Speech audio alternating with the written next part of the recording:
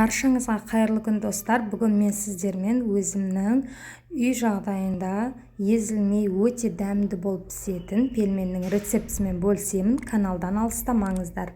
Қажетті заттардың барлық мөлшерін сіздерге описанияға жазып қалдырдым. Сол жерден қарап жасасаңыздар болады. Ең алдымен ыдысымызға 1 жұмыртқа, 1 шай қасық тұз және бөлме температурасында тұрған суымызды құйып, тұзымыз ергенше жақсылап араластырамыз.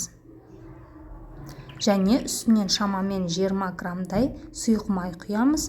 Сондай-ақ ұнды міндетті түрде електен өткізіп салатын боламыз. Мен ең бірінші бастапқыда осылай шанышқымен араластырамын, кейіннен қолмен илеймін. Нанымызды міндетті түрде қатты етіп илейміз, себебі біздің пельмендеріміз езіліп кетуі мүмкін. Жалпы қамырдың шығуы ұнға байланысты. Егер сіздерде қамырыңыз бірден бірікпеген болса, аздаған су қосып жіберсеңіз болады.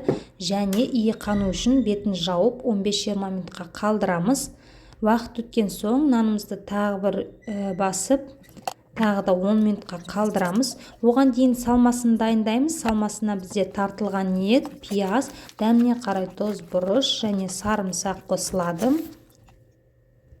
Әбден иі қанған қамырымызды тура 2 бөлікке бөліп, нанымызды дөңгелек етіп жақсылап жаямыз. Жалпы қамырдың дөп-дөңгелек бір тегіс болып шығуы бас кезінде дөңгелек етіп суына байланысты. Пельменге нанды өте жұқа қылып ысып жібермеңіздер, себебі пельмендеріңіз жарылып кетуі мүмкін. Және дөңгелектеп кесуге уақытты көп алмас үшін қамырдың дәл ортасына сәл ұн сеуіп, ортасынан бүктеп, кез келген дөңгелек осындай формочканың немесе стаканның көмегімен осылай кесіп, ортасын бірден ашып қоямыз, себебі жабысып қалуы мүмкін.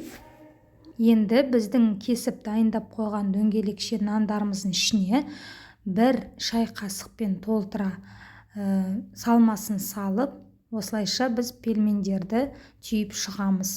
Түйген кезінде міндетті түрде қаттырақ түйіңіздер, ашылып кетпес үшін. Осылайша барлық пельмендерімізді жасап шығамыз және де қайнап тұрған суға немесе еттен қалған сорпаға пісіріп алсаңыздар, өте дәмі сонда ерекшелене түседі. Менде сорпа болмағандықтан осы жолы мен суға пісірдім. Яғни су қатты қайнап жатқанда біздің пельмендерімізді саламыз және бұрқ етіп бір қайнағанда астын басып, ыдысымыздың қалпағын сәл ашыңқырап 15 минуттың ішінде пісіріп аламыз. Осымен біздің пельменіміз дайын, міндетті түрде жасап көріңіздер. Дәл осылай жасап, полуфабрикат ретінде қатырып қойсаңыздар да болады. Мінекей өте дәмді болып шықты. Назарларыңызға рахмет. Сіздермен бірге болған Мөлдір.